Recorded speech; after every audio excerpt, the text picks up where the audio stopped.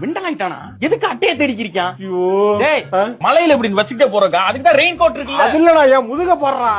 என்னடா பிக்காசோ ஓவியம் மாதிரி இருக்கு. அது பைக்ல பின்னாடி வீல் இருக்குல்ல, ஆமா. அதுல சேரு சர்ன்னு அடிக்குதுடா. இது வரைக்கும் இங்க இருந்து மண்டை வரைக்கும் அடிச்சிருச்சு கோபி. எப்படி அடிக்கும்? அடிக்காது. எப்படி அடிக்காதா? அதான் பின்னாடி ஸ்டைலா இருக்கணும். மறுகாடை கலட்டினால. எதை கலட்டுனா? மறுகாடு. திருப்பி சொல்லு. மறுகாடு சொல்லிக்கிட்டே இரு. மறுகாடு மறுகாடு மறுகாடு மறுகாடு மறுகாடு மறுகாடு.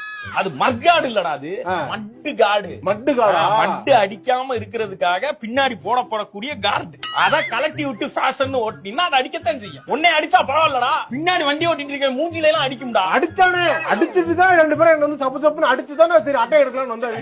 எங்க அட்டை கடா? எனக்கு அட்டையில வெளியே வர போகணும். நான் இப்ப அந்த மட்கார தூக்கி மாட்டி தொலைய வேண்டியதானே. ஐயோ தேவையில்ல, தூக்கி எடுத்துட்டேன் நானு. எப்ப என்ன பண்றது தெரியல. மழை காலம் முடிய வரைக்கும் அதுலதான் நம்பர் பிளேட் இருக்கும். அது தேவையில்ல. போலீஸ் பார்த்தா பிடிக்கும், தேவையில்ல சொல்லிட்டு அப்படியே போட்டேன்.